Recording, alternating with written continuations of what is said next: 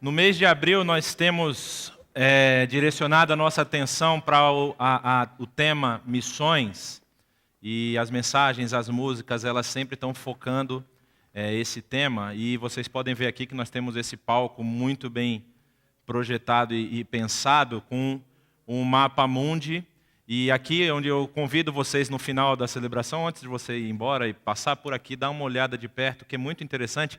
Onde você vê fotos são países onde a perseguição religiosa ela é acentuada. Nós temos 3 níveis de perseguição, é alta, extrema e super. Eu não me lembro quais são os 3 nomes lá, mas tem países que se você se declarar cristão, você vai ser morto. Exemplo desse, claro, a Arábia Saudita, isso já é declarado. Se você for pego com uma Bíblia andando no meio da rua, você vai ser condenado à morte. E outros países também têm essa regra. Mas como eu falei pela manhã, eu estava comentando hoje cedo, tem uma parte do mapa, 2 agora que eu me lembrei, onde a perseguição religiosa não é tão forte assim. Você tem sua liberdade religiosa. A perseguição ela é uma perseguição mais moral. Você não vai perder a sua vida por ser um religioso, mas você provavelmente vai ser atacado se você se identificar como um cristão seguidor de Cristo. E aqui eu jogo o nome genérico, não é? Você não precisa se colocar, apenas falar que é cristão, você já vai sofrer algum tipo de retaliação. Isso está acontecendo naquela parte ali chamada Europa. E nos Estados Unidos isso também está aumentando muito, por conta do posicionamento do cristão sincero e verdadeiro com relação a alguns temas que são polêmicos. A represália tem sido forte. Eu tive a oportunidade de estar algumas semanas atrás, junto com o Saião, lá na Espanha e em Portugal. Nós visitamos a Convenção Batista Portuguesa. Fomos para uma reunião em Madrid, na Espanha, depois fomos para Lisboa. E na reunião era a assembleia anual da Convenção Batista Portuguesa. Hoje, os números giram em torno de 4.000 batistas. Não são 4.000 igrejas batistas. 4.000 batistas no país inteiro, Portugal. Algumas igrejas de São Paulo têm mais número do que isso. São 71 ou 72 igrejas, se eu não estou equivocado, é nessa faixa. Então a Europa, que antes foi, na época dos morávios e de outras épocas, um polo de lançamento de missionários ao mundo, hoje carece muito das nossas orações e quem sabe até de envio de missionários. É porque é muito bonito, né? Você vai chegar na igreja e falar: meus irmãos, eu tenho um ardor missionário, eu quero ir para a África, eu quero ir para o Senegal, oh, Deus te abençoe. Agora, se você falar que você quer ir para a Itália, a pessoa, essas missões... Não, eu quero ser missionário na Alemanha. Vocês me apoiam a ser missionário na Alemanha? Olha, ninguém se manifestou, gente. Um apoio lá, mas aí tem uma relação, né? Mas essa é a verdade. Muitos missionários da Junta de Missões Mundiais sofrem esse tipo de questionamento. Você está sendo missionário em Portugal? Portugal é Europa. Europa é super desenvolvido. Você tem que ir para um lugar onde tem pobreza, porque associam muitas vezes o trabalho missionário a um trabalho de assistência social. E o que eu quero tratar hoje à noite com vocês é falar de a gente até cantou isso aqui, essa luz que brilha e dissipa as trevas, não é? Mas eu quero falar de uma perspectiva um pouco diferente. Hoje a gente vai trabalhar o que é considerado o Evangelho do Antigo Testamento, que são os rolos de Isaías. Isaías, ele é um profeta, e eu queria começar lendo o versículo 1 do capítulo 1 do livro dele, onde ele diz o seguinte: visão que Isaías, filho de Amós, teve a respeito de Judá e Jerusalém durante os reinados de Uzias, Jotão, Acás e Ezequias, reis de Judá. Um pouquinho de geografia bíblica. Você lembra que depois que Salomão sai do trono, morre e o seu filho assume, há a divisão do reino por conta da disputa com seu filho, Roboão. E ele divide o reino do norte, 10 tribos ficam no reino do norte e 2 tribos ficam no reino do sul. E o reino do sul era chamado reino de Judá. Então Isaías está dizendo: eu estou aqui em Judá e em Jerusalém, eu não sou um profeta do reino do norte, eu estou localizado no reino do sul. Mas é interessante que ele coloca o nome desses 4 reis sequenciais, e isso dá mais ou menos um período de 40 anos. Por que isso é importante? Porque a primeira análise do livro de Isaías, dos rolos de Isaías, como são chamados, vai mostrar que o período que o livro compreende é muito maior. Ele começa falando desses 4 reis, e que vai isso mais ou menos do capítulo 1 ao capítulo 39. Mas se você tiver a sua Bíblia aí e quiser ver, quando vai no capítulo 40, começa com um hino que foi depois utilizado pelo oratório Messias de Handel, que é o Consolai o meu povo. E fala, consolai, consolai o meu povo, falem para Jerusalém que ele já pagou pelo seu pecado. Ou seja, a pessoa que está escrevendo, o profeta que está escrevendo nesse momento, ele já está no exílio de Jerusalém. Não no exílio do Reino do Norte, no exílio do Reino do Sul. E só para vocês colocarem isso dentro da cronologia, nós falamos que o Isaías ele começa o ministério dele profético durante o reinado do rei Uzias. No capítulo 6, verso 1, ele fala isso, olha, no ano em que o rei Uzias morreu, eu vi o Senhor assentado num trono alto e exaltado, e a aba da sua veste enchia o templo. E então, ele começa a receber as visões e começa a falar dentro do reinado de Uzias. E isso se dá por volta do ano 740. O exílio do Reino do Sul se dá no ano 586. Aí você tem que fazer a conta ao contrário, né? Porque a gente está diminuindo em vez de aumentar, mas dá um pouco mais de 130 anos. Só se ele fosse um cara muito saudável para poder ter vivido isso tudo, né? E quando ele está escrevendo, ele já está escrevendo da volta do exílio, que são 70 anos depois, ou seja, 516. Então, é bem provável que a teologia chama de uma autoria múltipla. E essa autoria, esses escritos da escola de Isaías foram colocadas todas no mesmo rolo. Por isso que se tomou o nome do livro de Isaías. É consenso hoje na teologia, pelo menos 2. Um Isaías que escreve no período desses 4 reis e um que escreve no período babilônico do exílio babilônico. E aí nós temos o proto-Isaías e o deutero-Isaías. Há uma terceira linha que diz que ainda tem um terceiro, um trito-Isaías. E ainda tem o tetro-Isaías, que é o 4. Isso aí já começa a fragmentar demais o texto.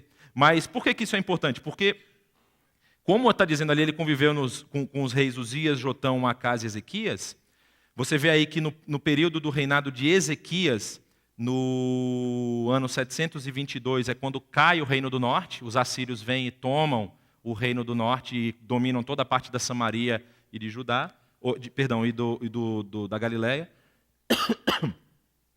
Mas para o Reino do Sul, esse é um período de crescimento econômico muito forte. Talvez a expansão máxima do reino chega no reino salomônico. Salomão é que consegue expandir ao máximo o território do reino de Israel. Depois, parte desse território é perdido por conta dessas invasões de outros povos. Mas ainda nesse período, a economia de Israel ela estava muito bem. Ele tinha negociações, ele fazia comércio exterior, tinha muita coisa acontecendo. E, junto com isso, havia uma mescla de religiões. Israel estava se misturando com as religiões que haviam no território quando Israel chegou na terra da Palestina. E esse crescimento econômico, ele vinha acompanhado de um prejuízo social muito grande. Vocês lembram que tem uma lei chamada Lei do Ano do Jubileu. O Ano do Jubileu era que a cada 49 anos, ou seja, 7 semanas de anos, 7 vezes 7, 49, o 50º ano era considerado o Ano do Jubileu. E o Ano do Jubileu determinava que todas as propriedades que foram vendidas retornassem para os seus donos, porque a terra não era sua, a terra era de Deus. Deus estava lhe concedendo a terra para você trabalhar. Então, como ele já havia dado, por exemplo, imagine que tem as tribos e uma pessoa da tribo de Naftali vende um território para uma pessoa da tribo de Judá. No ano do jubileu precisava voltar a terra para o dono original. E tudo isso era feito, até quando a gente começa a analisar isso de forma científica, nesse ano do jubileu você não podia trabalhar a terra. Você não podia plantar nada, você ia viver do que a terra produzisse. Você ia deixar a terra descansar. Até ecologicamente falando, isso estava contemplado. Mas o pessoal não estava respeitando mais isso. Eles estavam utilizando a terra o tempo todo, não respeitavam a devolução, esmagavam. Um dos temas mais comuns dentro dos profetas de Israel é que vocês precisam cuidar das viúvas, vocês precisam cuidar dos órfãos. Porque ninguém queria saber de cuidar do outro. Cada um queria cuidar só de si mesmo. Graças a Deus a gente não vive mais isso. Amém? Nenhum misericórdia. Nada. Eu vou até beber água aqui. E o que isso demonstra para a gente? Essa frase é uma frase que fala do movimento do período profético de Israel, mas eu acho que talvez em Isaías e em Jeremias, especialmente, se personifica bastante isso aí, que a experiência, a existência profética, ela é uma experiência do fracasso. O que quer dizer isso? Não é que o profeta fracassou na sua missão, é que tudo que o profeta falava era questionado. E em Jeremias você vai ver bem isso. Jeremias ele é preso com uma cangalha de jegue, ele é lançado no fundo de um poço, ele é espancado. Em Isaías, aí é bem provável que esse primeiro Isaías, que é o que nós estamos trabalhando, ele pertencia a uma classe alta da sociedade de Judá no período, então ele talvez gozasse de algumas regalias, mas se você quiser fazer isso, eu recomendo fortemente que você faça, leia a Bíblia. Não morde, ela não machuca, só vai ter crescimento para você.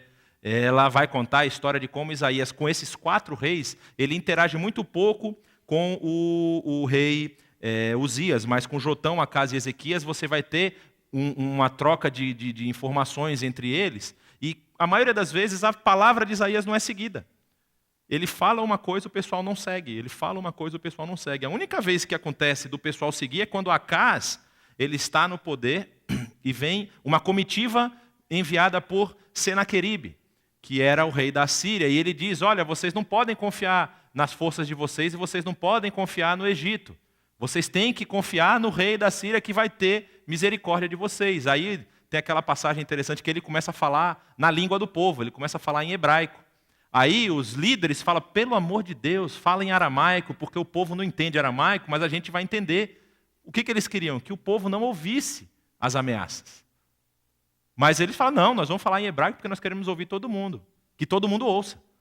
E aí Isaías entra e fala, olha, vocês não precisam temer nenhuma ameaça, porque ainda nessa geração o exército dele vai ser dizimado. E aí Deus manda um anjo no acampamento e joga terror no acampamento e eles se matam entre si. E aí acaba com a ameaça e o cerco de Senaqueribe à cidade de Jerusalém.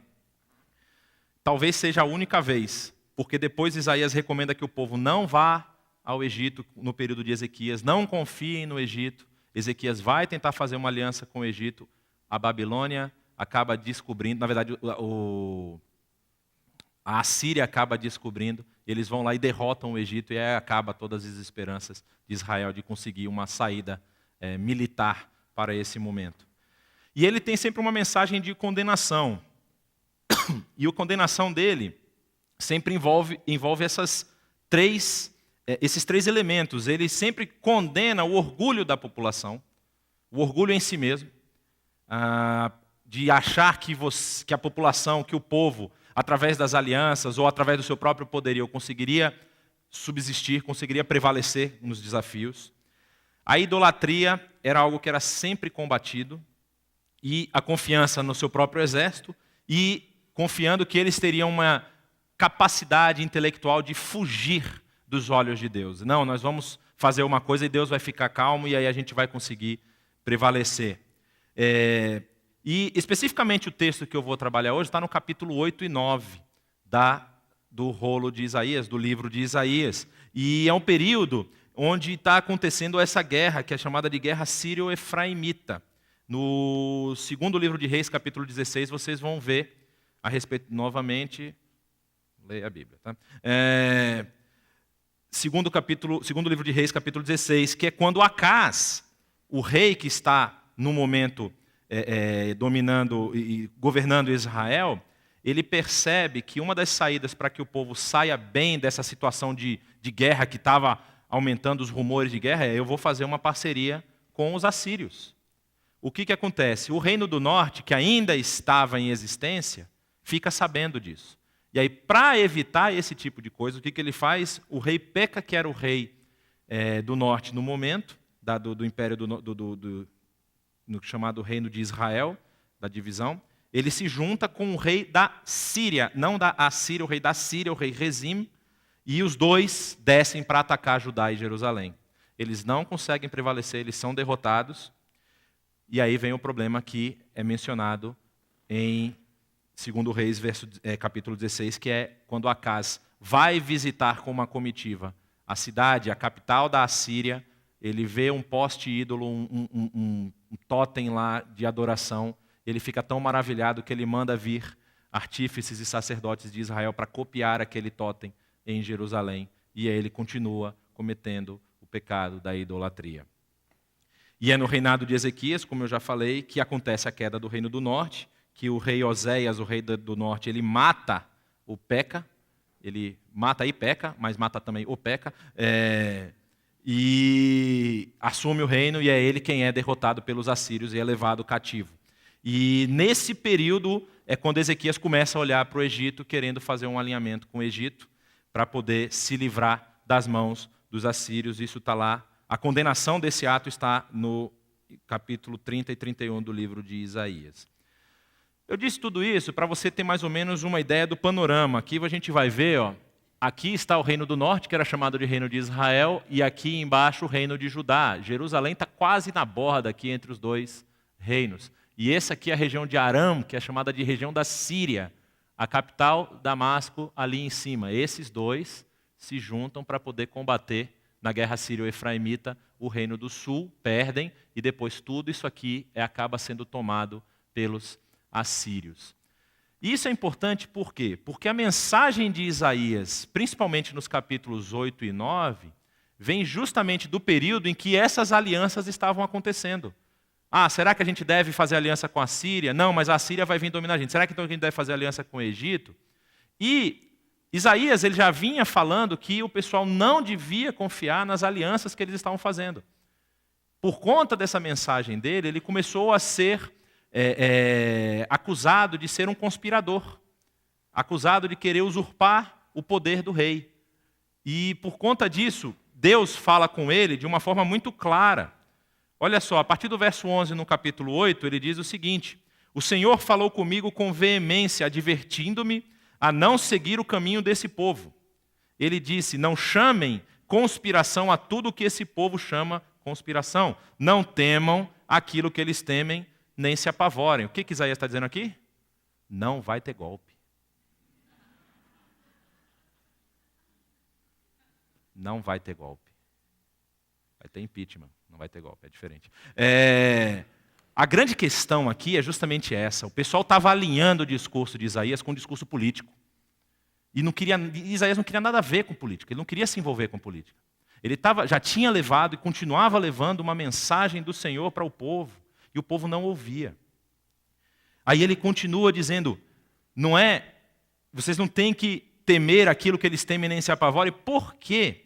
Porque o Senhor dos Exércitos é que vocês devem considerar santo, a Ele é que vocês devem temer, dele é que vocês devem ter pavor. Provérbios vai dizer que o temor do Senhor é o princípio da sabedoria. E essas pessoas, elas já haviam perdido esse temor. Elas haviam perdido esse respeito por aquilo que representava o Senhor dos Exércitos. Quando a gente vai para a história de Israel, tem hora que dá vontade de pegar uma nave espacial e uma nave que volta no tempo, e ir lá para aqueles 12 espias, pegar os 10 que falaram contra e dar uns tapas nos caras, né? Porque eles viram Deus fazer tudo.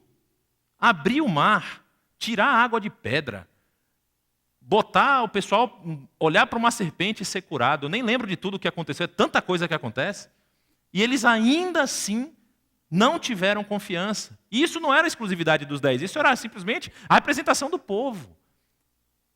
Tem uma frase muito famosa que diz, que o povo tem o governo que merece. E nesse caso aqui, parece que vale um pouco isso, porque a liderança, o governo de Israel desse período, era muito falha em depositar a sua confiança no Senhor, que os havia dado toda aquela terra. E quando nós vamos pensar em missões, que é o tema que nós estamos trabalhando, você pergunta, mas o que isso tem a ver? É justamente o que nós enfrentamos hoje no mundo. Nós temos nações, povos, nós temos cidades, nós temos vizinhos, colegas de trabalho que abandonaram o temor do Senhor.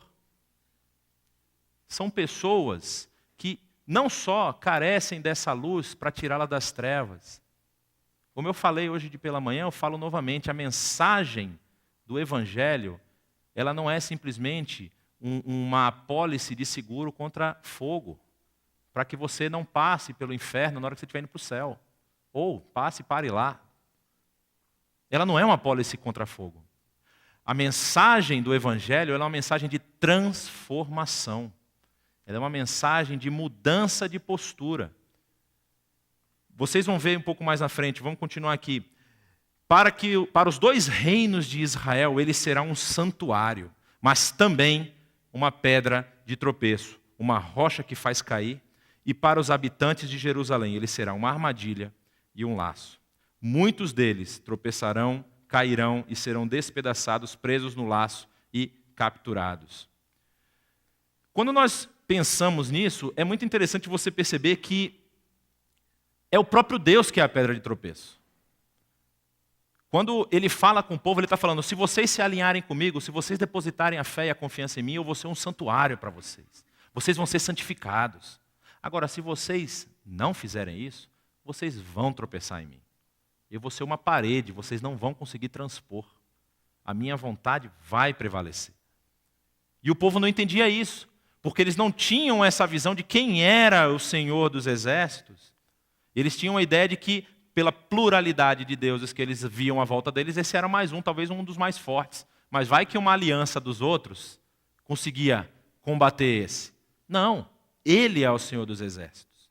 Ele é quem regula todas as coisas. E o pessoal não entende isso, não entendia isso.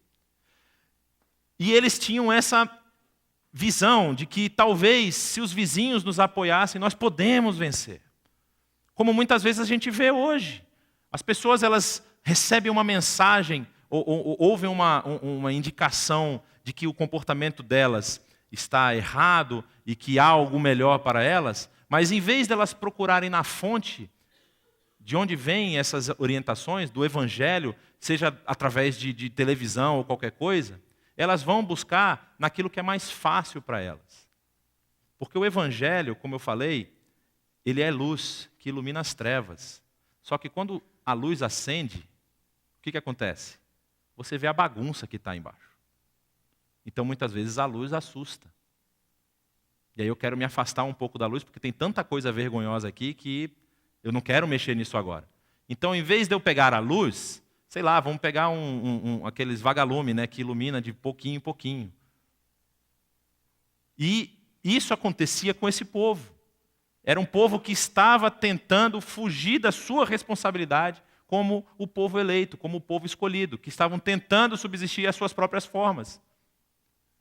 Mas Deus está falando, não, é a mim que vocês têm que temer, é de mim que vocês têm que ter medo. E não do Assíria, da invasão do Reino do Norte. Esses aí são fichinha para mim. E aí ele continua, guarde o mandamento com cuidado e cele a lei entre os meus discípulos. Esperarei no Senhor, que está escondendo o seu rosto da descendência de Jacó. Nele porei a minha esperança. Aqui estou eu com os filhos que o Senhor me deu. Em Israel somos sinais e símbolos da parte do Senhor dos Exércitos, que habita no Monte Sião.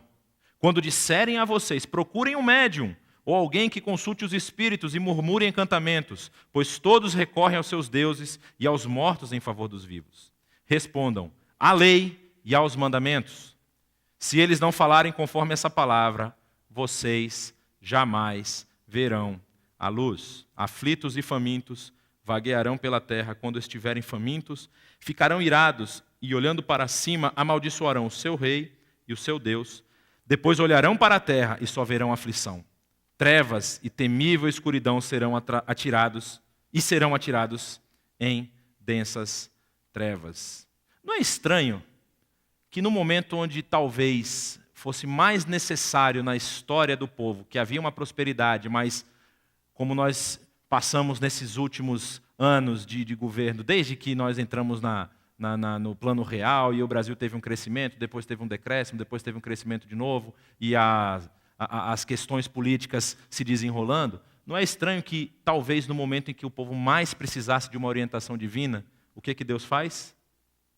Deus está escondendo o seu rosto da descendência de Jacó. Por que isso está acontecendo aqui? No versículo anterior, Isaías fala uma coisa muito simples. Ele fala o seguinte, o recado está dado. O recado já foi dado. Pode selar esse mandamento, porque já foi falado para eles. Então, muitas vezes, a gente vai ter situações, e isso não é um estímulo para você não falar nada e nem testemunhar de Cristo, mas muitas vezes vai ter situações em que o falar não vai adiantar. Só que o que acontece?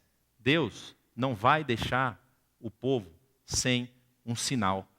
Como ele fala aqui, estou eu aqui com os meus filhos, somos em Israel um símbolo da parte de Deus, do Senhor dos Exércitos, que habita no Monte Sião.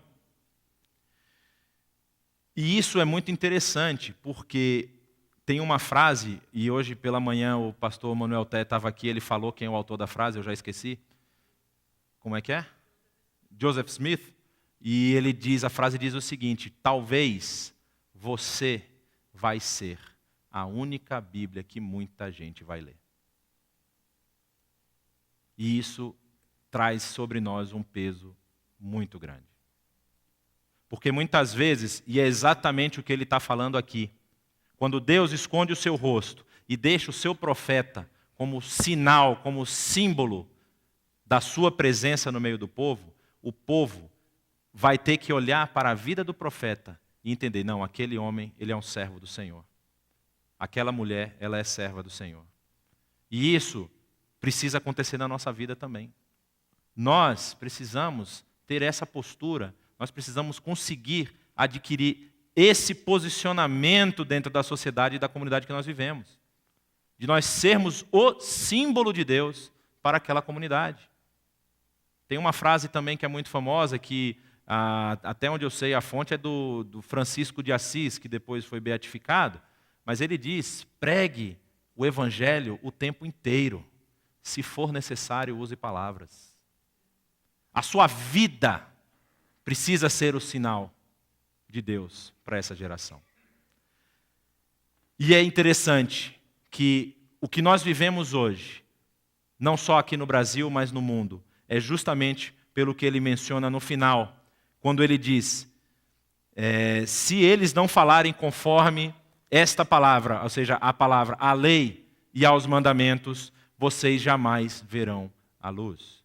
O apóstolo Paulo vai dizer na sua carta aos Romanos, no primeiro capítulo, que por conta deles terem rejeitado o Deus que os criou, cuja revelação está expressa na natureza, Deus os deu uma mente deplorável, que transforma o que é humano, o que é natural, em não natural, e transforma o que é não natural em natural.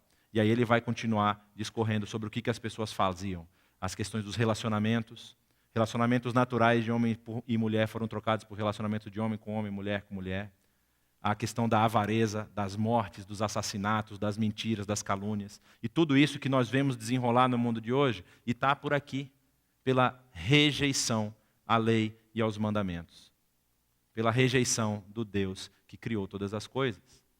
Por isso, novamente, eu falo, quando você pensa em missões, você não está simplesmente levando uma mensagem de esperança. Você também está levando uma mensagem de aviso.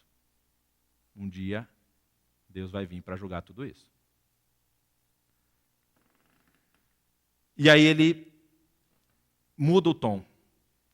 Ficou meio macabro, né, o final do capítulo 8. Está tudo muito feio, está muito escuro.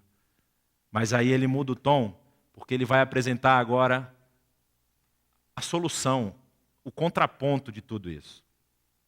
No capítulo 9 diz o seguinte: contudo, não haverá mais escuridão para os que estavam aflitos. No passado, ele humilhou a terra de Zebulon e de Naftali, mas no futuro honrará a Galileia dos gentios, o caminho do mar, junto ao Jordão. Eu vou fazer uma coisa que eu não fiz de manhã, só para vocês terem noção. Esse bendito aqui é o mar da Galileia, um laguinho aqui no meio. E Zebulon e Naftali são essas duas regiões aqui, que na época da divisão das tribos, ficaram na parte mais norte do território de Israel. E o que ele está dizendo? Quem são os primeiros a serem conquistados? São justamente Zebulon e Naftali. E por conta disso, ele está dizendo, vocês aí vão sofrer a humilhação primeiro. Vocês vão ser os primeiros a serem humilhados. Mas, no futuro, ele vai honrar a Galileia dos gentios, o caminho do mar, junto ao Jordão. Continuando, ele diz, o povo que caminhava em trevas viu uma grande luz, e sobre os que viviam na terra da sombra da morte, raiou uma luz. Fizeste crescer a nação e aumentaste a sua alegria. Eles se alegraram diante de ti como os que regozijam na colheita, como os que exultam quando dividem os bens tomados na batalha. Pois tu destruíste o jugo que os oprimia, a canga que estava sobre os seus ombros, e a vara de castigo do seu opressor, como no dia da derrota de Midian. E aí Isaías traz à memória um fato que está lá no livro de Juízes, quando os midianitas tentaram combater o povo de Israel, que estava ocupando a terra, e Deus convoca um grande guerreiro para liderar um exército, para lutar por ele, Gideão. E aí Gideão convoca Israel para a batalha, vem 20 e tantos mil. E aí Deus vira e fala assim, não, pega esse pessoal, bota esse pessoal para beber água. Aí você fica de olho. Se a pessoa se ajoelhar para beber água, você pode mandar ela voltar para casa. Agora, se ela beber água como o cachorro bebe, lambendo a água, ou seja, ele está segurando a arma numa mão e está lambendo com a outra, esse está preparado para a batalha. Tinha pelo menos 27 mil soldados. Sabe quantos ficaram? 300. E aí Deus vira e fala para ele, eu estou deixando só com 300 porque eu devia diminuir mais. Porque é para vocês saber que não é pelo esforço de vocês. Vocês vão ganhar a batalha pelo Senhor dos Exércitos. E isso faz toda a diferença. Era o temor que o pessoal tinha perdido. E aí ele está falando que ele vai tirar o jugo dos ombros e vai quebrar a vara do castigo, como no dia da derrota de Midian. Ele vai utilizar as mesmas coisas que ele já utilizou na história de vocês. E que parece que vocês esqueceram. Pois toda a bota de guerreiro usada em combate, toda a veste revolvida em sangue serão queimados como lenha no fogo. Isso é uma profecia de restauração. As profecias, a gente muitas vezes pensa, quando vai falar de um profeta, ele é um adivinho do futuro. Mas essa não é a realidade. O movimento profético, ele é muito mais analítico. Ele analisa a situação, mas em Isaías nós vemos esse movimento de revelação de uma restauração futura. Se a gente for pensar hoje, nós estamos tendo essa votação lá no Congresso, mas desde o começo do ano os analistas políticos estão falando, não, vai haver um processo de impeachment e provavelmente a presidente vai ser impeachmentada. Eles são profetas? É a análise da situação. Isso é o papel do profeta. Quando o profeta diz que o pessoal do norte vai sofrer uma invasão, é porque ele conhece o ambiente, ele conhece o que está sendo transitado, as notícias que estão passando. Ele fala, olha, se vocês não voltarem ao Senhor, vocês vão ser levados. Porque o profeta, ele é um misto de analista, mas ele também tem o seu relacionamento com Deus. Então ele precisa depositar a sua confiança em Deus. Então quando ele vai emitir o seu oráculo, ele estando em contato, em sintonia com esse Deus, ele consegue dizer, olha, se vocês confiarem em Deus, vocês vão prevalecer. Agora, se vocês confiarem na força de vocês, não vai dar certo. E isso, muitas vezes, é o que muita gente precisa ouvir. A gente tem o trabalho de restaurar, de correr atrás das pessoas. A gente fala em missões aqui na nossa igreja. Se eu fosse listar todos os projetos missionários que a IBNU já participou e que participa hoje, vocês vão falar, uau, a igreja é missionária. A igreja tem amor por missões. E realmente é alguma coisa que arde no nosso coração. Mas não adianta eu entregar para a pessoa uma mensagem e também não dar para ela o aviso. Falar, olha, você tem aqui uma oportunidade.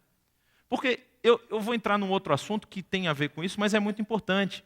Eu acho que a gente negligencia o papel do pecado na humanidade. Não sei se o pessoal do Ocidente tem aquela questão que o homem é fruto do meio, ou o homem não, ele é mau naturalmente e aí depois ele só revela isso. Mas a questão é que o pecado não é simplesmente algo que nos deixa sujo diante de Deus. O pecado é algo que deturpa a nossa mentalidade. O resultado final do pecado é a morte, é a separação de Deus. Mas a nossa vida em pecado já é uma vida em desgraça. E a mensagem do Evangelho vem para transformar isso. Não só para dar um ticket de passagem para uma vida com Deus no futuro, mas para transformar a vida que já está acontecendo aqui. É por isso que tem aquela teoria do reino de Deus que já é chegado. Jesus não chega e diz, olha, quando chegar o reino. Não, o reino já chegou. A sua vida começa a ser transformada agora. Esse é o papel do Evangelho. E isso precisa começar na nossa vida. Aquilo que eu já falei, nós precisamos ser o sinal de Deus para a nossa geração. E se isso não está acontecendo conosco, nós precisamos rever os nossos conceitos.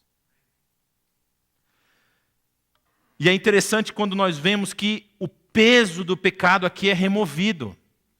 Esse é um texto um pouco escatológico, ou seja, ele aponta para uma ação final de Deus na história, mas com a chegada dessa luz que dissipa as trevas, ele já começa a fazer transformação.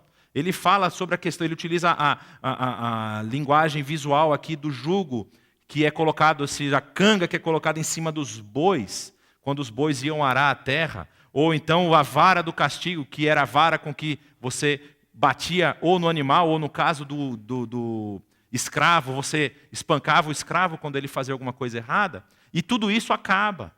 Acaba a roupa que está cheia de sangue por conta da batalha, não vai haver mais batalha. A paz vai reinar. E isso só é possível se a luz que dissipa as trevas fizer parte do cotidiano da nação. E aí está aqui o fechamento da mensagem de Isaías para esse tempo que ele está escrevendo. E qual é o motivo de que tudo isso vai acontecer? O motivo está aqui. Por quê? Um menino nos nasceu, um filho nos foi dado, e o governo está sobre os seus ombros. E ele será chamado Maravilhoso Conselheiro, Deus Poderoso, Pai Eterno, Príncipe da Paz. Ele estenderá o seu domínio e haverá paz sem fim sobre o trono de Davi e sobre o seu reino, estabelecido e mantido com justiça e retidão, desde agora e para sempre. O zelo do Senhor dos Exércitos fará isso. Ele apresenta o agente da salvação. Isaías fala que vai vir aquele que foi anunciado desde quando o homem e a mulher saíram lá do jardim do Éden. Que viria um que pisaria e esmagaria a cabeça da serpente. E aí Isaías, com essa revelação de um acontecimento vindouro que acontece posterior à época dele, ele diz, por conta desse que há de nascer, o agente da nossa salvação, é que tudo isso vai acontecer. Ele é essa luz daquele povo que estava em trevas e que viu uma grande luz. Ele é essa luz que dissipa as trevas. E ele é um rei de justiça. Como disse aqui, ele vai estender o seu domínio e haverá paz sem fim sobre o trono de Davi e sobre o seu reino. Quando você tem injustiça, não tem como ter paz. Quando você se sente injustiçado, você não consegue ficar em paz consigo mesmo. Muito menos com o outro que te injustiçou. Mas quando esse reino for estabelecido, ou esse reino já foi estabelecido, e esse reino fizer parte da nossa vida, fizer parte do nosso cotidiano, nós vamos conseguir desfrutar a paz, porque a justiça não vai ser nossa, a justiça vai ser de Deus. É muito interessante que a gente tem tantas coisas, eu vou falar pela terceira vez, leiam a Bíblia. No Novo Testamento tem uns trechos assim que são espantosos.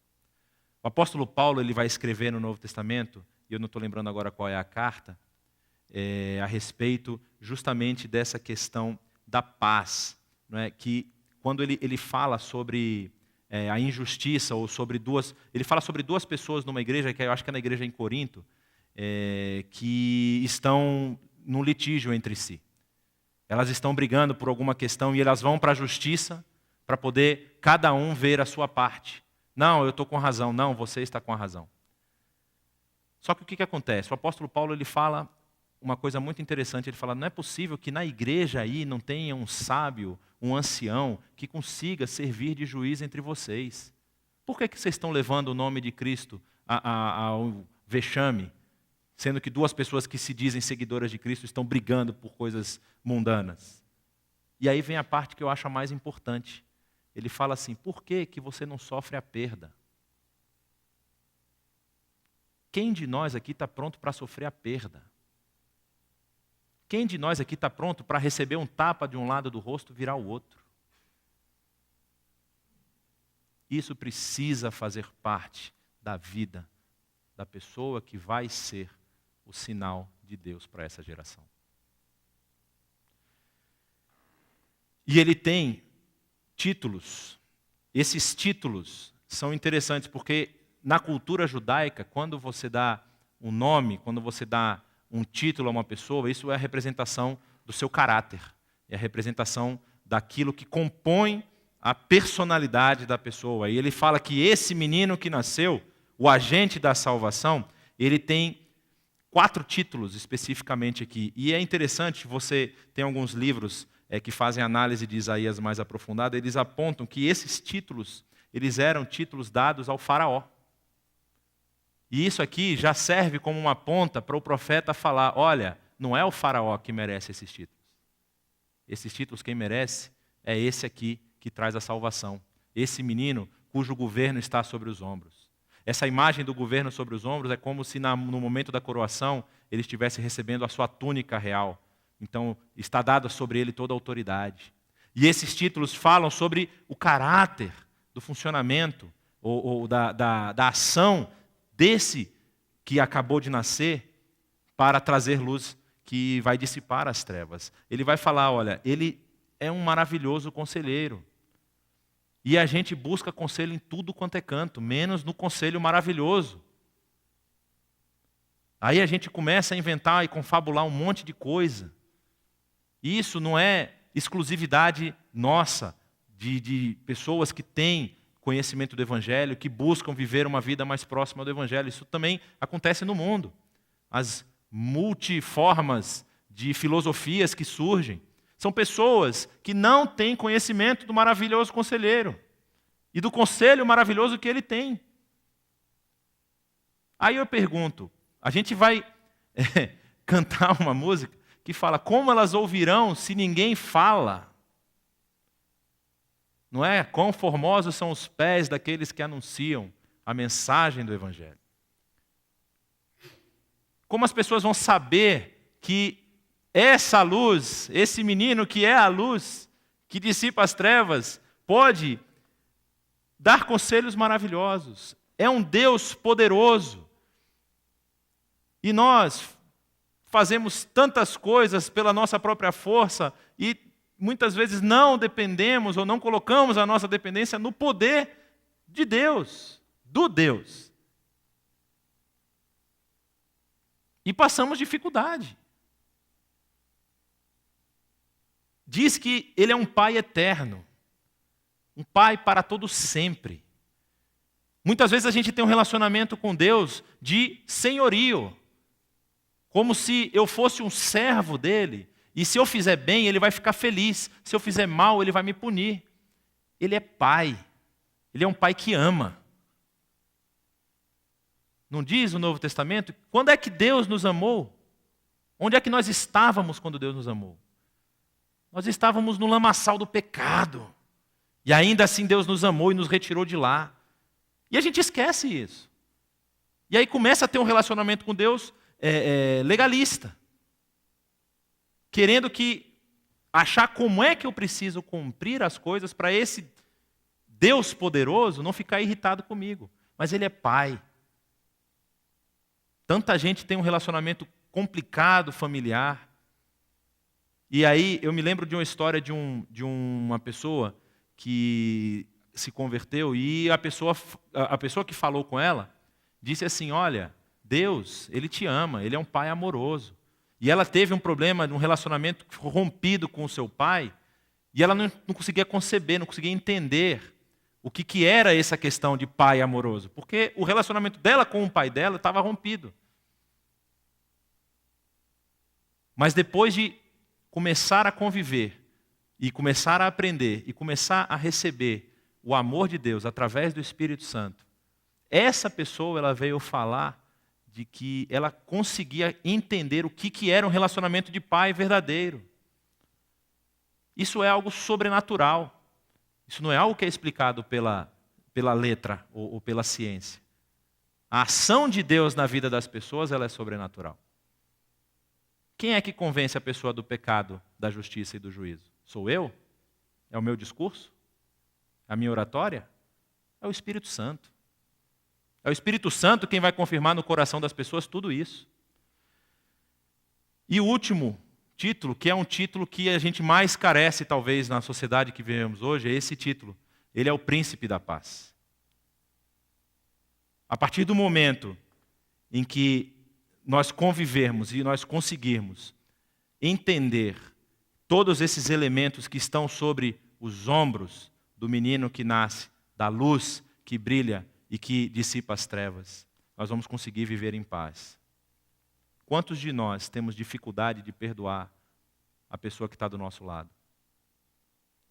Quantos de nós perdemos oportunidades ímpares de sermos esse sinal, esse farol de Deus para a nossa sociedade, porque nós não tivemos condições de aplicar a paz? Eu falei isso de manhã e vou falar de novo. A cronologia das últimas horas de Jesus, para mim, sempre me fascinou.